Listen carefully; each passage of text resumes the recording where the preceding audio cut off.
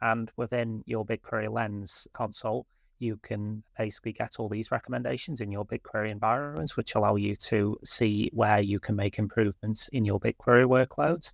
So on the BigQuery side, we have firstly this widget here on the top left, which gives recommendations based on your monthly usage in BigQuery over the last 30 days, or you can filter on the time range to look through the last 7 days or last day, and all the reports will change on this dashboard.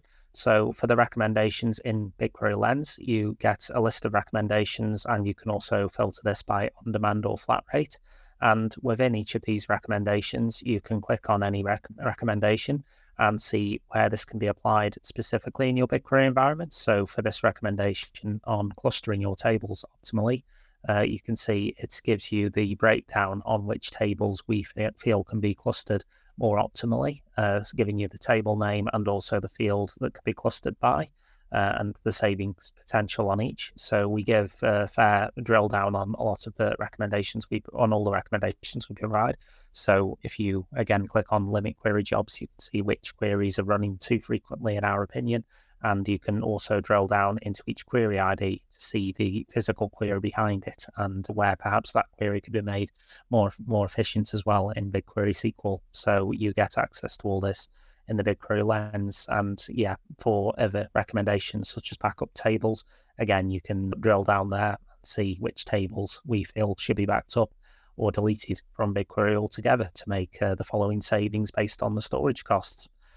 We also have this widget here that breaks down the cost per project. So we can look at the scan price per project. So in this simple example, we just have 2 projects, prod and dev, but you can also drill down into this as well to see the actual queries that are taking up the most money in each of the projects in BigQuery. So this can be useful from our perspective, annual perspective, in terms of seeing where perhaps some queries could be made more effective cost-wise based on how much they're currently spending per execution within each of the queries.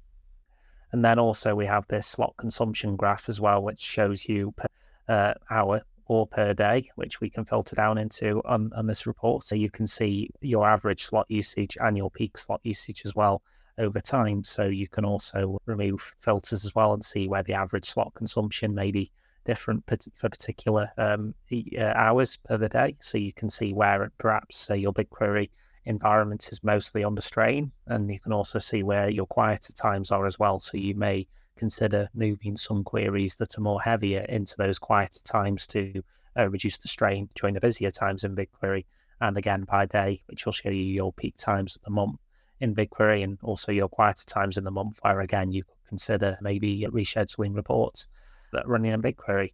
You then have the scans by table type, which show you exactly how your tables are being organized in BigQuery. So we can see what proportion of your tables are either clustered, partitioned, or not partitioned, or views, perhaps. And then we can drill down into this report interactively to see which tables are being clustered and basically how large those tables are.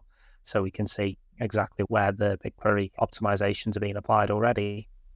We then have this final report here, which gives you the BigQuery spend by SKU. So we can see exactly where you either have additions pricing model perhaps implemented or on-demand pricing model for analysis implemented. We can see where physical or logical storage in projects and how much that is in proportion to your BigQuery costs. And then we also view things like streaming inserts will go into the statistic as well. So we can see if you're doing any needless inserting via streaming mechanisms that could maybe be batch inserts instead that would save money.